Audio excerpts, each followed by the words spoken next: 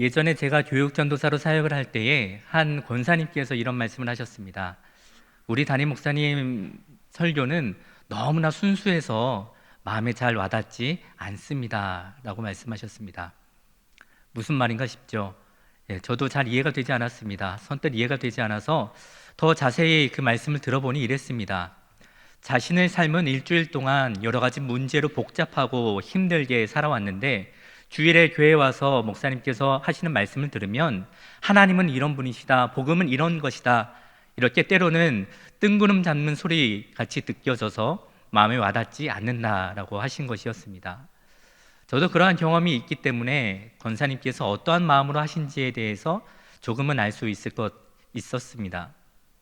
저도 때론 말씀을 듣거나 또 말씀을 읽을 때에 그렇게 마음에 와닿지 않을 때가 있습니다. 이 성경 말씀에는 참 아름다운 고백들로 많이 가득 차 있죠. 특별히 시편이 그러합니다. 시편에는 이런 고백도 있습니다. 여호와 우리 주여, 주의 이름이 온 땅에 어찌 그리 아름다운지요. 아름다운 고백이지요. 근데 이 고백이, 이 말씀이 저에게 와닿지 않을 때가 참 많이 있습니다. 때로는 그 말씀을 들을 때에 마치 반항이라도 하듯이 내 속에서 뭔가 올라오는 그런 소리들이 있습니다. 하나님의 이름은 그렇게 아름다운 것 같습니다. 그런데 제 삶은 하나도 아름답지 않습니다. 아니, 하나님의 이름이 아름다운 것과 지금 여러 가지 문제 때문에 복잡하고 앞이 보이지 않는 내 현실하고 무슨 상관이 있습니까? 아니, 그런 한가한 소리보다는 제발 좀 저한테 와서 뭐라도 좀 해 주십시오. 이런 소리들이 나올 때가 있습니다. 여러분들은 어떠신가요? 신앙생활을 하면서 말씀과 내 삶의 거리가 좀처럼 좁혀지지 않고 여전히 멀어져 있다면 오늘 이 시간을 통하여서 그 말씀과 더욱 가까워져서 그 말씀이 우리의 삶이 되는 은혜가 있기를 원합니다. 오늘 본문이 되는 시편 84편은 하나님의 성전을 사모하는 간절한 마음이 나타나 있습니다. 이 시편은 표제에 나와 있는 대로 고라 자손이 지은 시입니다. 이 시의 배경에 대해서는 많은 학자들이 생각하기를 다윗이 압살롬의 반역으로 인해서 하나님의 성전에 나갈 수 없는 상황에서 지어진 시로 보고 있습니다. 그 다윗을 따라서 같이 갔던 고라 자손들이 이 시를 지었던 것이죠.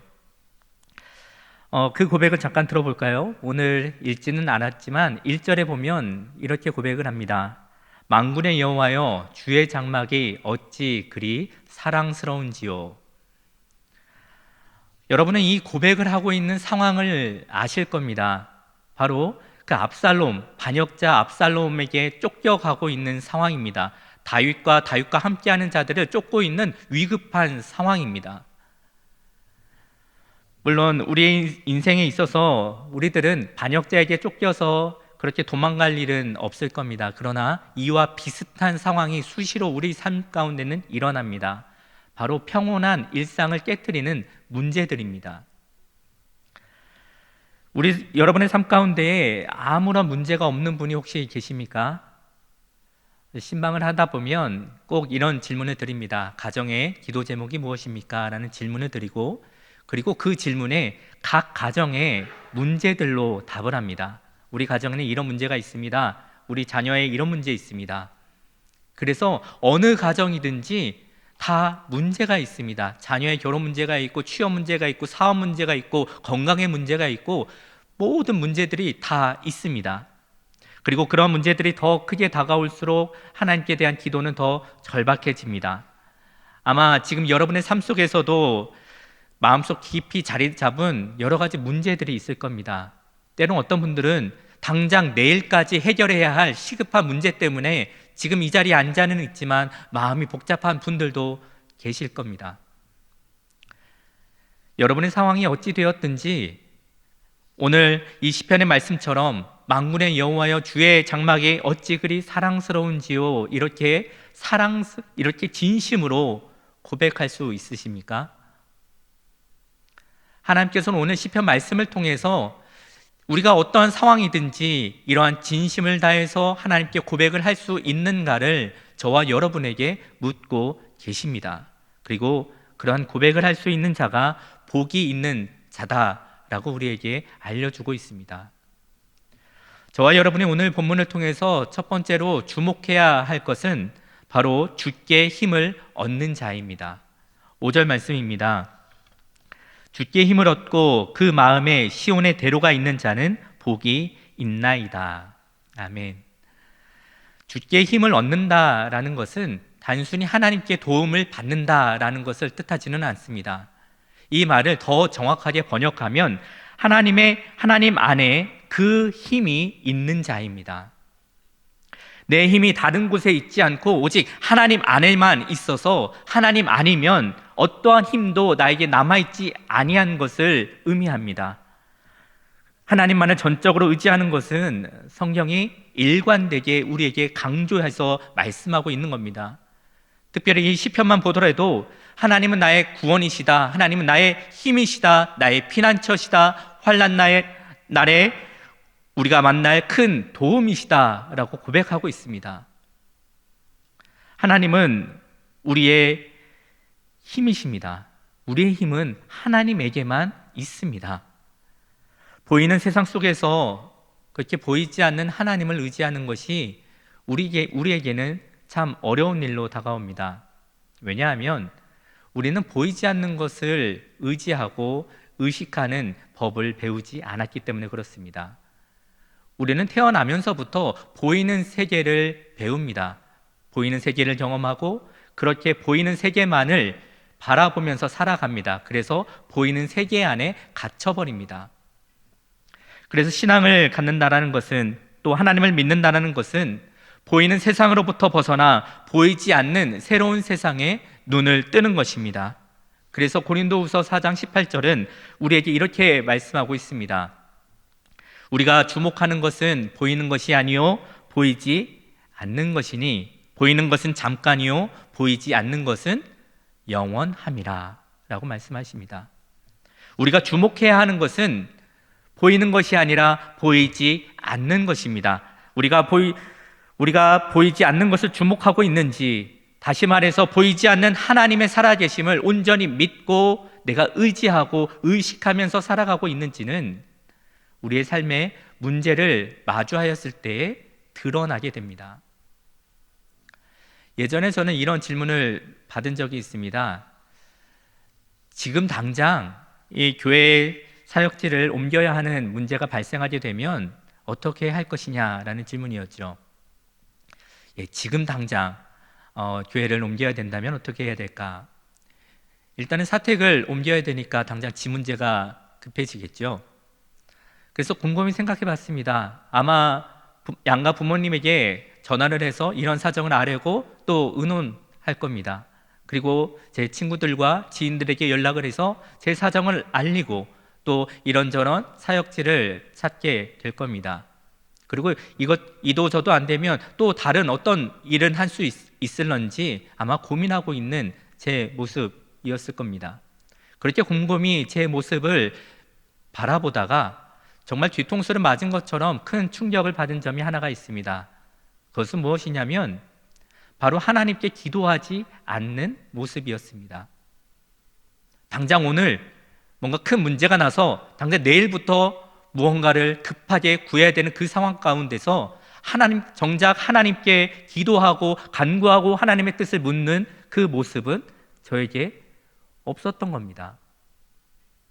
정말로 하나님의 살아계심을 믿는다면, 하나님의 인도하심을 믿는다면 우리 삶 가운데 문제가 발생하였을 때 우리는 바로 하나님께 무릎을 꿇어야 하는 것입니다. 여전히 저는 눈에 보이지 않는 하나님보다는 눈에 보이는 부모님과 친구들과 사람들을 더 의지하고 있었던 것이지요. 저와 여러분의 삶에 어떤 문제이든지 그 문제 앞에서 우리가 해야 할 첫 번째 행동과 마지막 행동은 바로 하나님 앞에 무릎을 꿇는 것입니다. 그렇게 하는 사람이 바로 복이 있는 사람입니다. 그래서 오늘 본문의 마지막 절인 13절에도 반복해서 이 사실을 우리에게 확인시켜 줍니다. 만군의 여호와여 주께 의지하는 자는 복이 있나이다. 하나님만이 우리의 힘이 되어 주십니다. 사람이 돈이, 어떠한 권력이 우리에게 힘이 되어주지 않습니다. 하나님께 힘을 얻는 자들은 그 삶 가운데에 눈물 골짜기와 같은 여러 가지 시련들이 다가온다 할지라도 그 시련 때문에 넘어지거나 약해지지 않고 도리어 힘을 얻고 더 얻어 나아가 하나님께 이르게 될 것입니다. 오늘 말씀이 그걸 우리에게 알려주고 있지 않습니까? 이 말씀을 붙잡고 나가는 저와 여러분 되길 원합니다. 오직 하나님께서 저와 여러분에게 하나님 안에서 힘을 얻는 그러한 복을 주시기를 원합니다. 두 번째로 우리가 이 본문을 통해서 주목해야 할 것은 마음에 시온의 대로가 있는 자입니다. 마음에 시온의 대로가 있는 자입니다. 오늘 본문에서 시온의 대로가 있는 자들은 1차적으로는 하나님과 교제하기를 원하지만 시온의 성소에 나갈 수 없는 형편과 상황에 처한 자들을 의미합니다. 비록 그들은 하나님의 성전이 있는 시온으로 순례할 수는 없었지만 하나님께 향한 소망이 가득한 자들이었습니다. 그 마음의 방향이 온전히 하나님을 향해 있던 자들을 의미합니다. 압살롬을 피해 피난길에 오른 고라 자손들을 한번 생각해 보십시오. 그들이라고 해서 어찌 같이 따라 나온 어린 자녀들이 걱정되지 않았겠습니까? 그들이라고 해서 어찌 산과 광야 생활이 고생스럽지 않았겠습니까? 그들이라고 해서 어찌 두려운 내일, 앞으로 어떻게 될지 모르는 그 내일이 두렵고 무섭지 않았겠습니까? 그들도 그들 앞에 놓인 커다란 삶의 문제가 있었습니다. 때로는 그 문제 때문에 마음이 무겁고 눈물을 흘리고 힘들 때도 있었겠죠.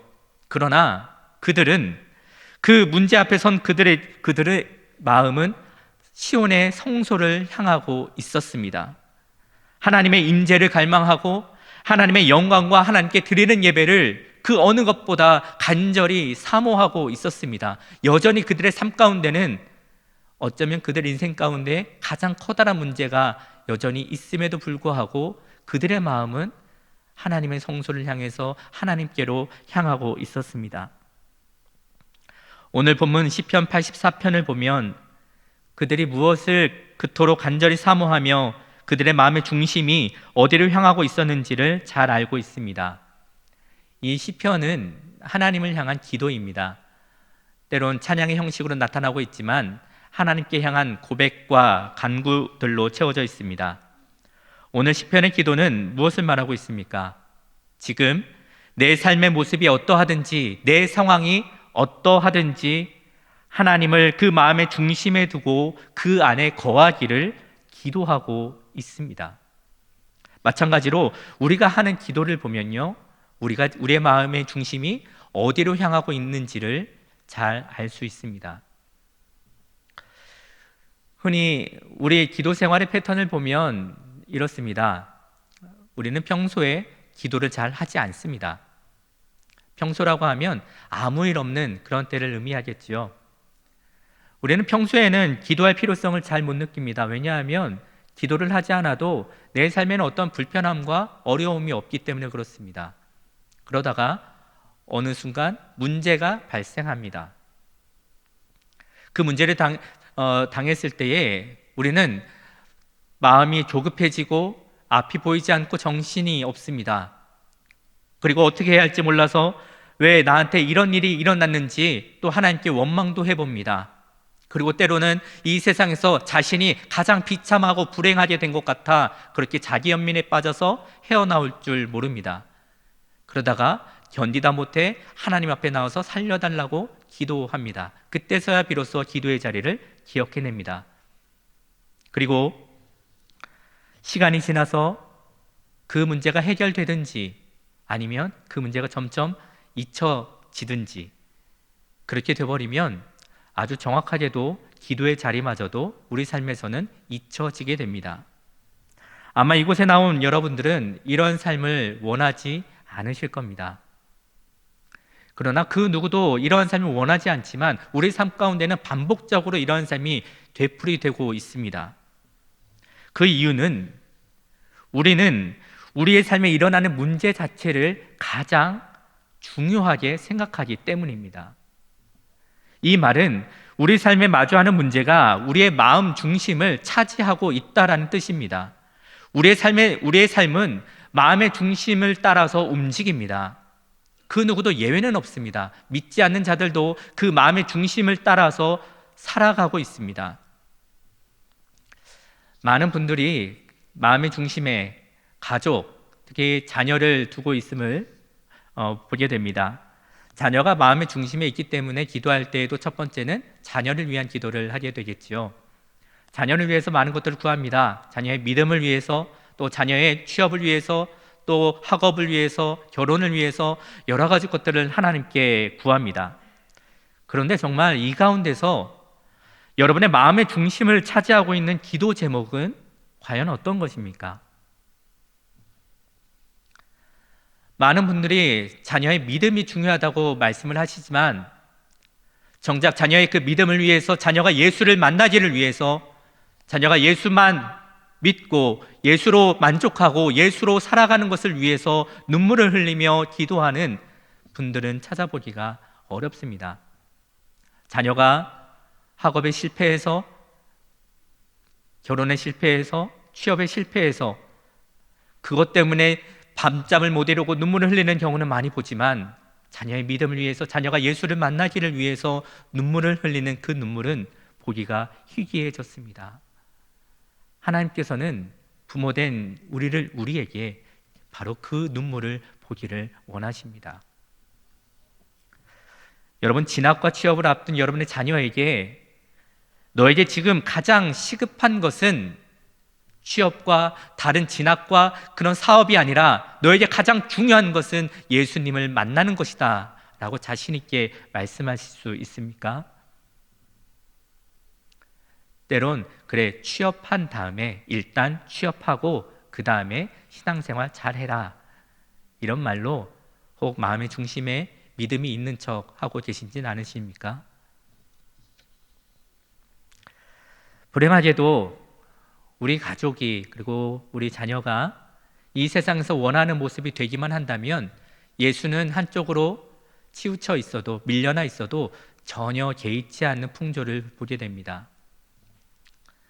많은 이들이 이와 같은 모습을 하고 있기 때문에 별 대수롭지 않은 것으로 생각할 수도 있습니다. 그러나 이것은 심각한 문제입니다. 마치 신앙은 필수적인 것보다는 하나 있으면 더 좋은 그런 옵션처럼 생각하기 때문입니다. 여러분, 우리들은 이러한 시대 가운데 깨어서 분별해야 합니다.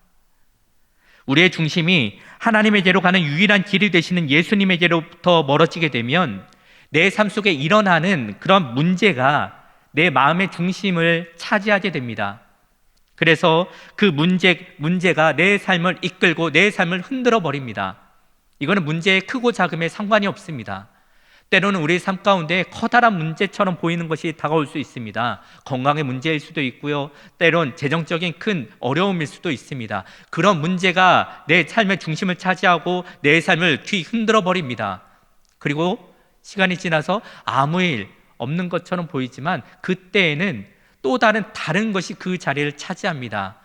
다른 사람의 말 한마디, 사소한 말 한마디가 내 중심을 차지해서 또 내 삶을 흔들어 놓습니다. 그것 때문에 온종일 신경을 쓰고 그것 때문에 밤잠을 못 이루는 일들이 일어나게 되는 겁니다. 우리의 마음의 중심을 가만두지 않습니다. 다른 것들이 끊임없이 그 자리를 차지해 우리를 흔들어 버립니다. 그래서 우리의 삶 가운데 평안이 없습니다. 우리에게는 내 삶의 문제가 가장 크게 보이고 중요하게 생각되지만 하나님은 우리의 문제보다는 우리 마음 중심에 바로 그 예수님이 있는가를 더 중요하게 바라보고 계십니다. 마음의 중심을 지키는 것은 굉장히 중요한 일입니다. 그래서 잠언 4장에서도 이렇게 이야기하고 있습니다.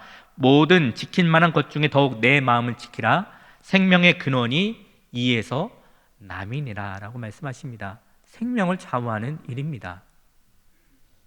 마음의 중심을 빼앗겨 버리면 하나님께서 주신 사명도 너무나 가벼운 것이 됩니다. 그래서 교회 안에서도 작은 일 하나 때문에 사명을 내팽개치고 때로는 교회에 예배하는 자리마저도 외면하는 일들이 종종 일어납니다. 그 어찌 되었든지 분명한 것은 바로 그분 마음 중심에 예수 외에 다른 것이 차지해버린 결과입니다. 우리는 사도 바울의 고백을 기억합니다.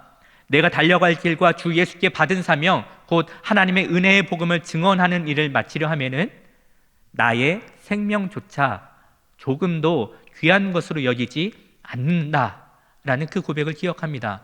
사도 바울에게는 그의 생명과는 비교할 수 없을 정도로 귀하고 소중했던 사명이 오늘날에는 단지 나의 마음에 들지 않는다는 이유로, 나의 자존심을 상하게 했다는 이유로 그렇게 쉽게 버릴 수 있는 것이 된 이유는 바로 마음 중심의 차이입니다.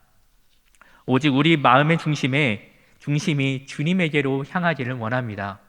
그래서 우리 중심에 길과 진리와 생명이 되시는 예수 그리스도가 있기를 원합니다. 이것이 그 마음의 시온의 대로가 있는 복 있는 자입니다.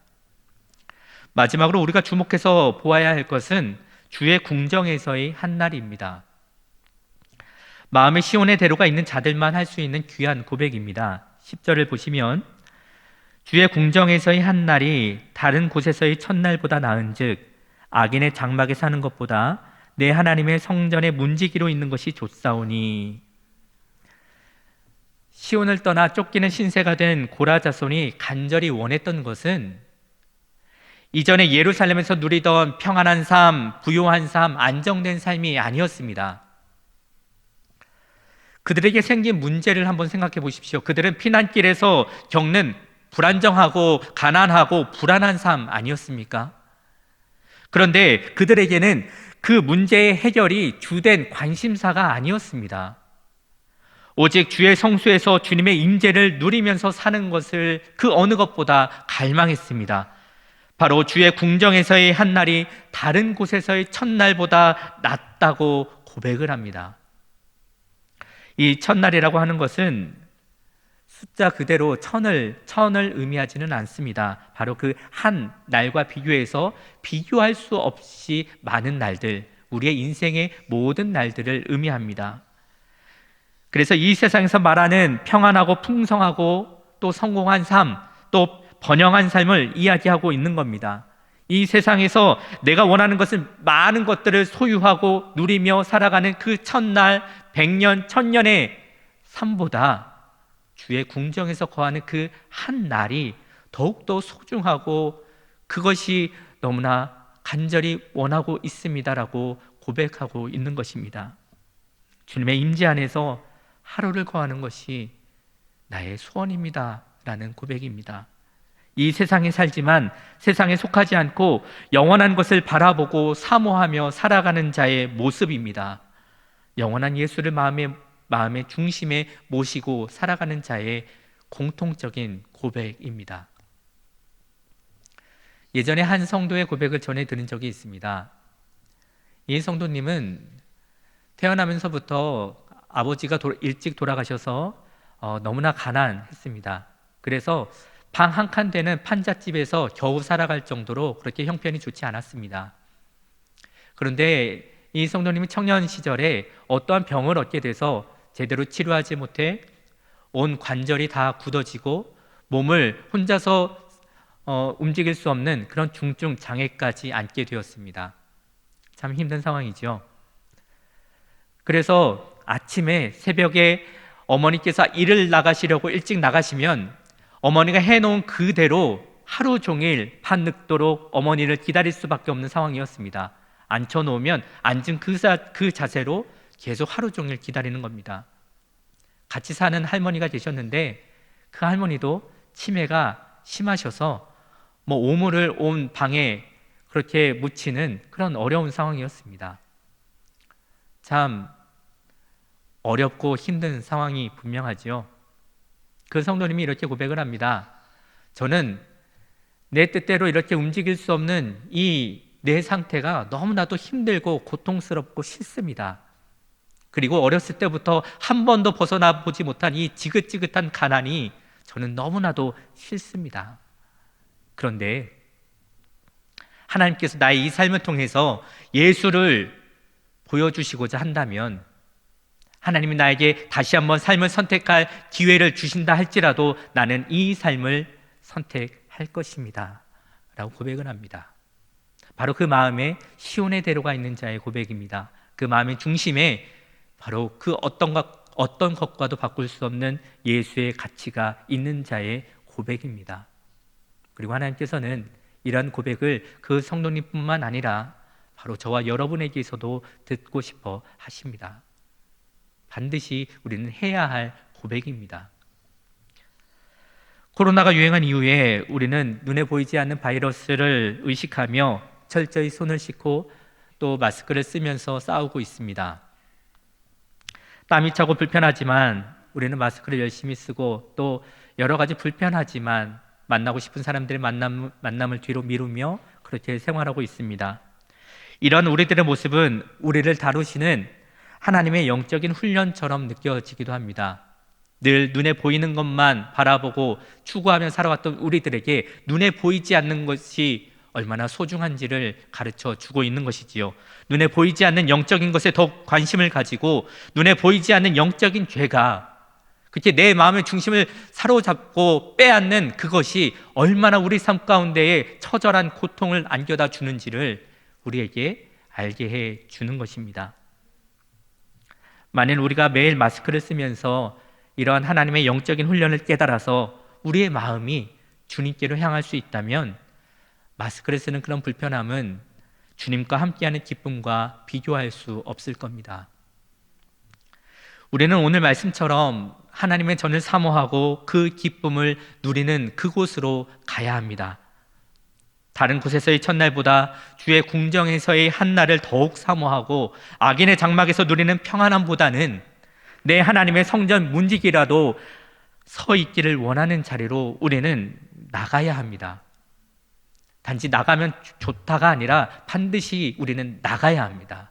그곳에 이르지 못한 것이 하나님께는 큰 죄라는 사실입니다. 주의 궁정에서의 한날을 그 무엇보다 사모하여 하나님 앞에 흘리는 눈물이 더욱 많아지길 원합니다. 우리의 마음의 중심이 이 세상과 내 자신에게로 향하지 않고 온전히 하나님에게로 그리고 우리 안에 계신 예수 그리스도 안에 향한다면 얼마나 좋겠습니까? 그러면 더 이상 삶의 여러 문제들로 끌려다니는 그런 인생이 아니라 온전히 주님의 손에 사로잡힌 주님에게 쓰임받는 인생이 될 것입니다. 성경에 기록된 많은 성경의 인물들을 부러워하고 그 사람들은 특별해서 그런 것이라 생각만 할 것이 아니라 우리의 마음 중심을 하나님에게로 향하기만 한다면 우리도 그들과 같이 이 세상에서 놀라운 하나님의 일꾼으로 하나님의 사람으로 쓰임받게 될 것입니다. 오직 우리에게 주어진 모든 상황 속에서 하나님이 우리의 힘이 되어 주심을 고백하기를 원합니다. 그리고 우리 마음 중심이 오직 예수님에게 향하길 원합니다.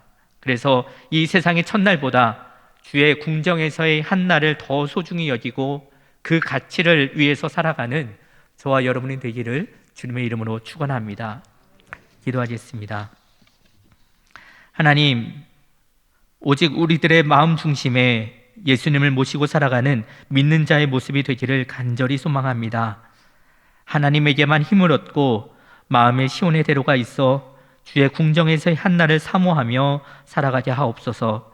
삶의 문제가 우리의 마음을 차지하지 않도록 우리를 붙들어 주시며 세상에 거하나 세상이 감당하지 못하는 믿음의 사람으로 서게 하여 주옵소서.